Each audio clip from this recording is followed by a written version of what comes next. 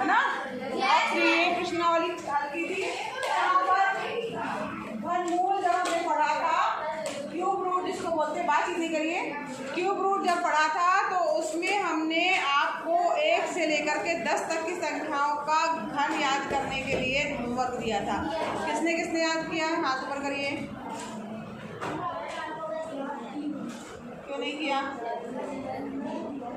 हाँ, 1 से 10 तक की संख्याओं का घन याद करने के लिए मैंने कहा था। चलो बताओ, खड़ी हो। 2 का घन, 2 गुणे 2 गुणे 2, 3 बार 2 का गुणा करो ना।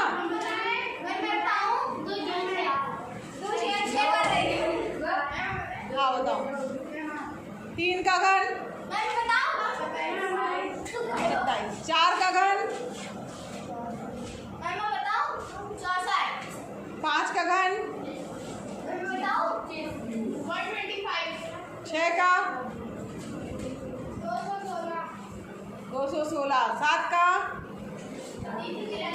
343, 8 का 512, 9 का 729 और 10 का 1 लाख 1 करोड़ 1000, है ना। आ रहा रिकॉर्डिंग में सब। देखो घनमूल जो है, बैठ जाओ, पर जो होमवर्क दिया जाता है, जो सवाल कराए जाते हैं वो आपको डेली के डेली जा कर के करने हैं। अगर आप नहीं करोगे तो पीछे हो जाओगे, फिर चीज़ें समझ में नहीं आएंगी। और डेली जाके करोगे तो बिल्कुल आसान लगेगा मैम ने तो ये पढ़ाया और ये तो हमको बन ही रहा है, मैथ तो आसान है। ठीक है, तो यहाँ पर घनमूल जो है उसका चिन्ह हमने पढ़ा था, इस तरीके का होता है। रूट का चिन्ह रहेगा लेकिन उसके आगे 3 लगा रहेगा। ठीक है, और जैसे मान लीजिए 64 का घनमूल क्या होगा? हाँ, 4। ठीक, और यहाँ पर घनमूल ज्ञात करने का भी हमने तरीका पढ़ा था कि आपको क्या करना है, गुणनखंड करना है। और गुणनखंड करने के बाद 3-3 के जैसे जोड़े त्रिक बनाने हैं, 3-3 के। ठीक है, और त्रिक में अगर पूरे के त्रिक बन जा रहे हैं तो इसका मतलब वह संख्या पूर्ण घन संख्या है, और अगर नहीं बन रहे हैं, कुछ शेष बच जा रहा है तो पूर्ण घन संख्या नहीं है। और घन जो है त्रिक का जो बनाने के बाद उसका 1 अंक लिखा जाएगा, उसका मल्टीप्लाई किया जाएगा, तो उसका घनमूल जो है हम याद कर सकते हैं। आज जो है इसमें एक चीज़ और देखो बच्चों, 3A हमने कंप्लीट कर लिया था ना। यहाँ पर एक गणितज्ञ की बात कही गई है, आर्यभट्ट के बारे में बताया गया है कि आर्यभट्ट जो थे, बात क्यों कर रही हो? आर्यभट्ट जो थे वो महान गणितज्ञ थे और साथ ही साथ खगोल शास्त्री भी थे। और इनका जन्म जो है वो 476 ईस्वी में हुआ था और 499 ईस्वी में इन्होंने आर्यभट्टीय नामक गणित के ग्रंथ की रचना की थी। और अंक गणित का जो हम लोग अंक गणित पढ़ रहे हैं ना, अंक गणित मतलब वो जिसमें अंकों के बारे में हम पढ़ रहे हैं। यहाँ पे आप जितने भी चीज़ें देख रहे होंगे, जो प्रश्नावली आपने की, उसमें सारी चीज़ें अंक ही हैं, मतलब अंक ही दिए हुए हैं। कोई भी आपको XYZ वगैरह या बीजगणित की चीज़ें नहीं दी, तो इसको अंक गणित कहा जाता है। तो अंक गणित के क्षेत्र में आर्यभट्ट ने वर्गमूल, घनमूल ना, इसके ज्ञात करने की विधियों का जो है उल्लेख किया था, उन्होंने इसकी खोज की थी। और यहाँ पर देखो गुणनखंड विधि से, भाग विधि से हमने वर्गमूल निकाला सीखा था। तो इन्होंने जो है ये सब जो है वो आर्यभट्ट की ही देन है। और साथ ही साथ जो है जो इन्होंने आर्यभट्टीय ग्रंथ लिखा है, इन्होंने एक ग्रंथ लिखा था जिसका नाम था आर्यभट्टीय ग्रंथ। तो इस ग्रंथ में जो है वो गणित के बारे में बताया गया है और साथ ही साथ ज्योतिष के बारे में भी बताया गया है। उसमें उन्होंने अंक गणित, बीज गणित और ज्यामिति वगैरह जो है उन सब के बारे में, और त्रिकोणमिति के भी जो है वो 33 सूत्र जो है उन्होंने खोज करके बनाए और लिखे। और साथ ही साथ उन्होंने सबसे पहले सिद्ध कर दिया था, तब बहुत पहले कि पृथ्वी जो है वो सूर्य की परिक्रमा करती है। और जबकि कोपरनिकस को 1100 वर्षों बाद 16वीं सदी में ये तथ्य ज्ञात हो पाया था कि पृथ्वी जो है वो सूर्य की परिक्रमा करती है। हाँ, महान जो है गणितज्ञ थे, महान वैज्ञानिक थे, महान खगोल शास्त्री थे आर्यभट्ट। ठीक है, यहाँ पर देखो गुणनखंड विधि से हमने जो है घनमूल ज्ञात करना सीख लिया था, जिसमें 3-3 के त्रिक बनाने थे। अब एक और बात ध्यान दो, अगर मान लो कोई ऋणात्मक संख्या दी हुई है, क्यूब रूट ऑफ दिया हुआ है -x, ठीक है, क्यूब रूट ऑफ -x का क्यूब, तो इसका मतलब है कि माइनस का चिन्ह बाहर आ जाएगा और क्यूब रूट निकालेंगे हम x का और इसका मान क्या आ जाएगा x, सॉरी -x, ठीक है। अगर इस तरीके से आपको कोई संख्या दी है जिसके अंदर माइनस लगा हुआ है तो माइनस का चिन्ह बाहर आ जाएगा और जो संख्या दी है उसका हम घनमूल ज्ञात कर लेंगे, वही माइनस चिन्ह के साथ वही घनमूल है उसका जो है आंसर होगा, ठीक है। तो यहाँ पर धन और ऋण दोनों जो है घनमूल हो सकते हैं। एक चीज और दी हुई है, अगर दो संख्याएं दी हैं, cube root of a into b, cube root of a into b अगर दिया हुआ है तो इसमें पहली संख्या का क्यूब रूट निकाल के और दूसरी संख्या का निकाल करके आपस में गुणा कर देंगे तो भी वही मान आएगा। तो ये भी एक तरीके से कहा जाए एक सूत्र है, ठीक है। ये दो सूत्र आपको समझ में आ गए। चलो अब आगे आओ प्रश्नावली की ओर। प्रश्नावली 3B में आइए, ठीक है। अब यहाँ 3B में आओ। 3B में देखो पहला प्रश्न दिया हुआ है 8 तथा -8 के, बात मत करो, 8 तथा -8 के घनमूलों में कौन बड़ा है? मैं नहीं बड़ा होगा क्योंकि मैं 1 मिनट, 8 और -8, 8 और -8 के घनमूल में कौन बड़ा है ना, घनमूल में कौन बड़ा है आपको ज्ञात करना है कि कौन सा जो है बड़ा है, ठीक है। और यहाँ पर 8 का घनमूल ज्ञात करेंगे, इसको किस तरीके से लिख सकते हैं? 8 को ज्ञात करने के मान लीजिए 2 से दिया, 2 चौको 8, 2 दूनी 4, 2 एक कम, ठीक है। और वैसे भी आपने याद किया है तो आपको पता है कि उसका घनमूल क्या है। तो 8 का घनमूल यानी cube root of 8 equal to क्या हो जाएगा? क्यूब रूट ऑफ 2 गुणे 2 गुणे 2। फिर नेक्स्ट स्टेप आपको क्या करना है, ध्यान से समझिएगा। 3 का एक क्या बनाना है? त्रिक बनाना है और उस त्रिक में से ये चिन्ह हटेगा और उस त्रिक को हटाने के बाद जिस अंक का त्रिक बना हुआ है वो अंक आ जाएगा, यानी क्यूब रूट ऑफ 8 बराबर क्या हो गया? 2, ठीक है। क्यूब रूट ऑफ 8 का मान कितना आ गया? अब हमें क्या ज्ञात करना है? -8 का क्यूब रूट। निशान हो गया क्या? -8 का क्यूब रूट निकालना है। अब यहाँ पर -8 का आपको क्यूब रूट भी ज्ञात करना है क्योंकि 8 का तो हमने ज्ञात कर लिया, अब -8 का ज्ञात करना है। क्यूब रूट ऑफ -8 बराबर क्या होगा? तो यहाँ पर क्यूब रूट ऑफ -8 बराबर माइनस क्यूब रूट ऑफ 8 हो जाएगा। क्यों? क्योंकि जस्ट हमने अभी एक फार्मूला पढ़ा है, कौन सा? ये वाला, कि माइनस में अगर कोई संख्या दी हुई क्यूब रूट में तो उसका माइनस बाहर आ जाता है, उसका क्यूब रूट करते हैं, ठीक है। समझ में आ रहा है? तो यहाँ पर उसके अनुसार ये चिन्ह माइनस बाहर आ गया आपका और क्यूब रूट ऑफ 8। अब यहाँ पर आपको पता है minus cube root of 8, cube root of 8 का मान कितना है? 2। तो यहाँ पर इसकी वैल्यू क्या रख देंगे हम? 2। तो यहाँ पर माइनस क्यूब रूट ऑफ 8 की वैल्यू क्या हो जाएगी? -2। ये आ गया मान। अब यहाँ पर 8 का भी हमें ज्ञात हो गया क्यूब रूट और -8 का भी जो है क्यूब रूट या घन जो है हमें, सॉरी घनमूल हमें ज्ञात हो गया है। अब यहाँ पर जब दोनों का घनमूल ज्ञात हो गया है तो वो है 2 और -2। अब इसमें कौन बड़ा है? 2 बड़ा है कि -2? कौन सा बड़ा है? अरे हम तो कह रहे बराबर है दोनों, तो 2 लिखा हुआ है। हाँ, दोनों से मतलब नहीं होता है। अच्छा, माइनस प्लस का भी अंतर रहता है।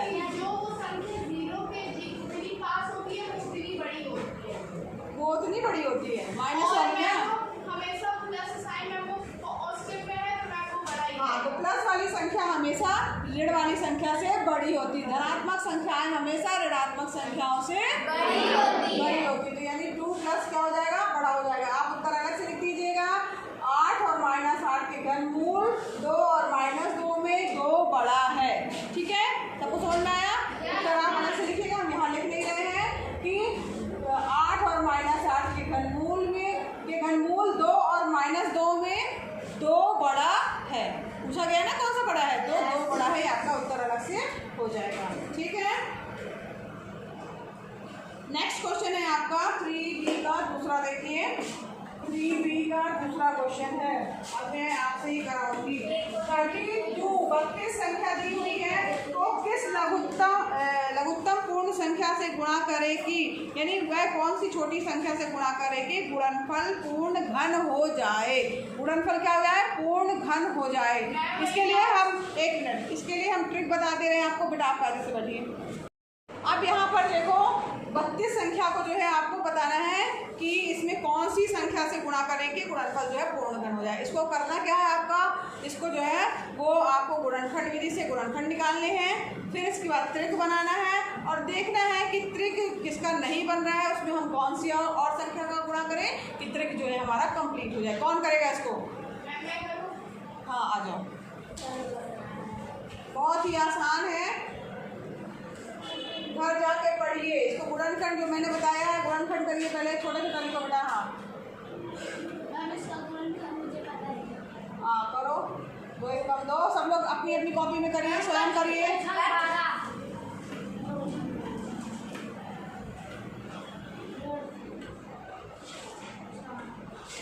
सभी बच्चे अपनी अपनी कॉपी में करें।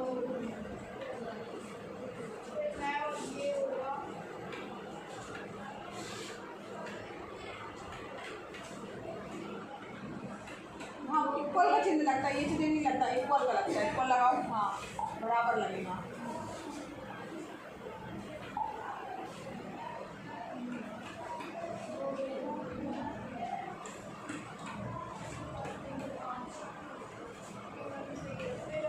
अभी तुम कुछ चीज़ें भूल रही हो।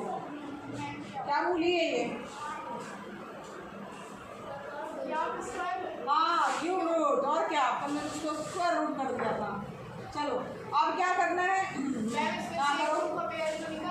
हाँ लेकिन ये इसमें तो मैं इसका आंसर तो नहीं होगा, क्योंकि अगर इसमें एक और 2 को मल्टीप्लाई कर देंगे तो यहाँ पे ये तीनों का पेयर बन जाएगा। हाँ ये बिल्कुल सही बोल रही है। क्या नाम है? यहाँ बताओ। मैं दीदी दीदी के लिए क्लैपिंग कर दो भाई। अब यहाँ पर देखो इसको क्या करना है आपको, आपने इसके गुणनखंड किए, गुणनखंड करने के बाद जो है क्यूब रूट इसका निकालना है ना कि कौन सी संख्या ऐसी गुणा करे। तो यहाँ पर हमने जब इसका क्यूब रूट निकाला तो यहाँ पर हमने देखा कि हमारे पास में 5 तो 2 है, ठीक है 5 2 है, तो उसमें 3 का तो एक हमारा जोड़ा त्रिक बन जाएगा, सॉरी समूह 3 का समूह या त्रिक बन जाएगा, लेकिन 2 गुणे 2 बचा रह जाएगा, बचा रह जा रहा है। तो इसमें अगर हम 1 2 और हमारे पास और आ जाता तो इसका मतलब है कि हमारी जो दी गई संख्या वो पूर्ण घन संख्या हो जाती। समझ में आ रहा सबको? हाँ तो इसका पूर्ण घन संख्या हो जाती और साथ ही साथ उसका हम घनमूल ज्ञात कर सकते थे। तो यहाँ पर हम अगर 1 2 का और गुणा कर दें तो ये हमारी दी गई संख्या क्या हो जाएगी? हाँ पूर्ण घन संख्या हो जाएगी, वर्ग नहीं घन, यहाँ घन की बात हो रही है, ठीक है पूर्ण घन संख्या हो जाएगी, ठीक है। तो यहाँ पर जो है पूर्ण घन संख्या, यहाँ पे आप अलग से जो आंसर लिखते समय ये लिखिएगा कि ये समय लिखिएगा, लिखना पड़ेगा आपको ना। एक्स्ट्रा कर दिया इसको मैं बता दे रही हूँ अभी।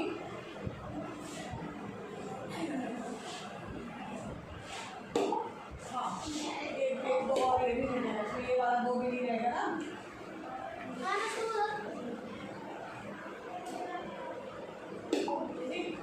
अब यहाँ पर ये इसके बाद आपको लिखना है कि समान गुणनखंडों के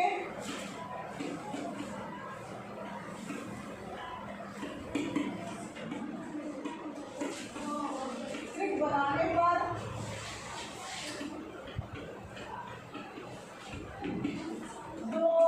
दो शेष रह जाता है।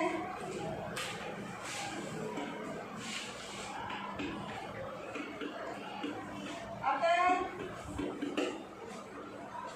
1 और 2 का या 2 का गुणा करने पर इसका भी त्रिक बन जाएगा।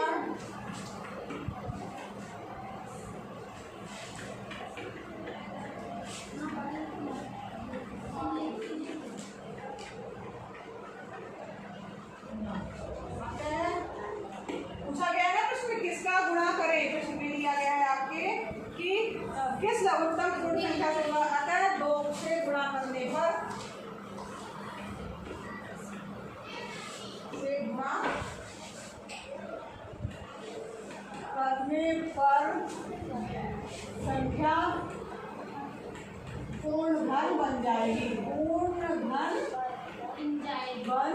जाएगी। आप करके भी देख लीजिए। 32 में 2 का गुणा करेंगे तो कितना आएगा? 32 गुणे 2 बड़ी कितना है? 32 गुणे 2 32 गुणे 64। 64 है ना पूर्ण घन संख्या। किसका घन है ये? 4 का।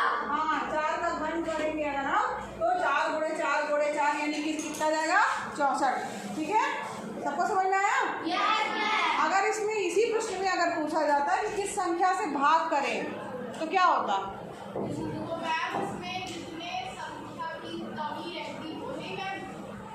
किसका भाग करें? अभी मुझे इसी में बताइए आप लोग कि किसका भाग करें कि संख्या जो है वो पूर्ण घन संख्या बन जाए। कौन बता पाएगा? थोड़ा दिमाग में जोड़ डालिए। नहीं 2 का तो हमने गुणा किया तब तो उसका जो है त्रिक बना। अब इससे पूछा जाए कि किसका भाग कर दें? नहीं हाँ क्या भाई नहीं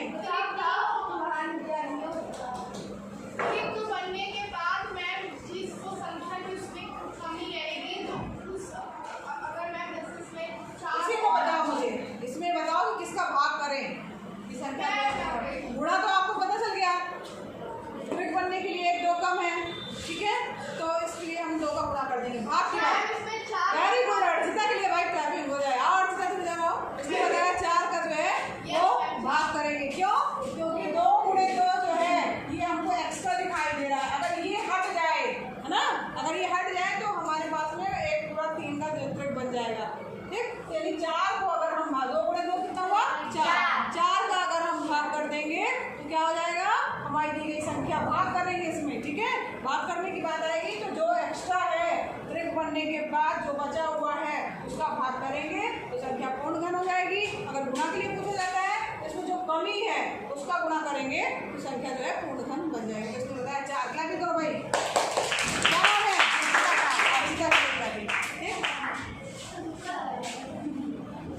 ठीक है, अब यहाँ पर देखो कौन सी संख्याएं पूर्ण घन है। तीसरा क्वेश्चन सबको समझ में आया? ये बोलो भाई, समझ में आया सबको? चलो नेक्स्ट अब बढ़ते हैं क्वेश्चन नंबर 3 की ओर। निम्नांकित में कौन सी संख्याएं पूर्ण घन है? अब यहाँ पर हम लेके चल रहे हैं 3b का और कौन सा क्वेश्चन है? तीसरे का दूसरा लेके चल रहे हैं। समझ लीजिए। ठीक है, यह 729 संख्या पूर्ण घन है कि नहीं? कौन करेगा ऐसे? आ जाओ आओ जल्दी आओ। अभी नहीं कंफर्म अगर याद किया होगा तो अब ये नहीं बताना, अब इसको दिखाना है कि नहीं। वो तो तुम लोगों ने याद किया है ना, अब इसको प्रूफ करो ये संख्या पूर्ण घन है कि नहीं। ये बताओ कैसे पता चलेगा? 729 का इसने क्या स्टार्ट किया है? गुणनखंड करना। ठीक है, क्या स्टार्ट किया इसने? गुणनखंड करना। तो ये 729 का गुणनखंड कर रही है। इसके बाद मैं बताऊंगी।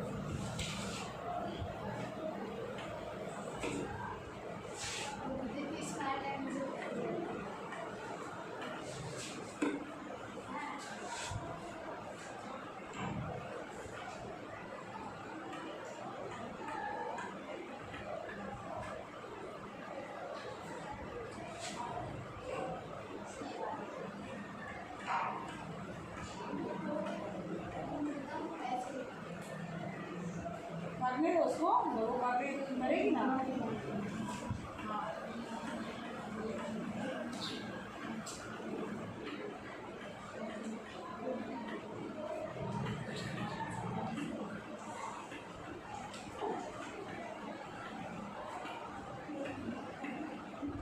अब यहाँ पर ये संख्या क्या नाम है तुम्हारा?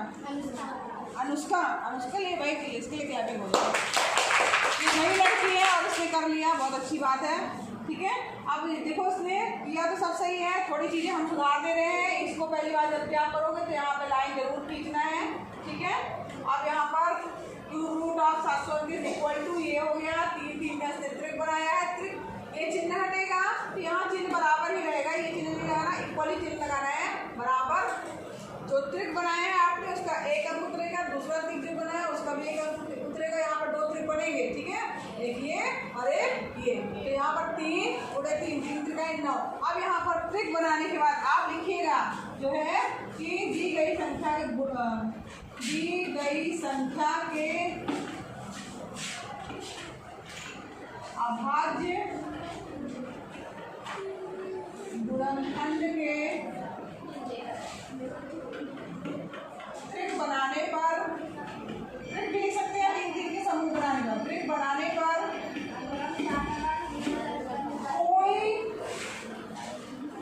कोई गुणनखंड शेष नहीं बचता है। कोई गुणनखंड शेष बच रहा है क्या? सबके तो बन गए, कोई गुणनखंड शेष नहीं बचता है। नहीं बच रहा है अगर दी गई संख्या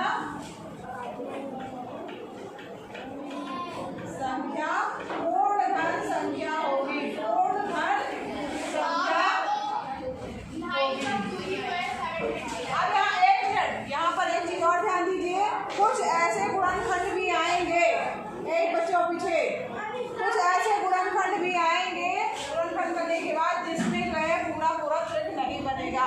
जब त्रिक नहीं बनेगा तो आपको लिखना क्या है कि दी गई संख्या के अभाज्य गुणनखंड के त्रिक बनाने पर पूरा त्रिक नहीं बचता, या लिख दो कि कोई गुणनखंड शेष नहीं बचता। तो उसमें आप जब अगर मानो बचेगा तो लिखेंगे कि गुणनखंड शेष बचता है, अतः दी गई संख्या पूर्ण धन संख्या नहीं होगी। अगर जब नहीं बनेगा तब नहीं होगा, ठीक है। और अगर कोई भी शेषफल नहीं बच रहा है तो इसका मतलब क्या है, वो संख्या पूर्ण धन होगी। 1 मिनट, इसमें देखिए आपको कौन सा पहला क्वेश्चन करना है, 432 वाला, 5वां करना है 4608 वाला, और 5832 लास्ट वाला,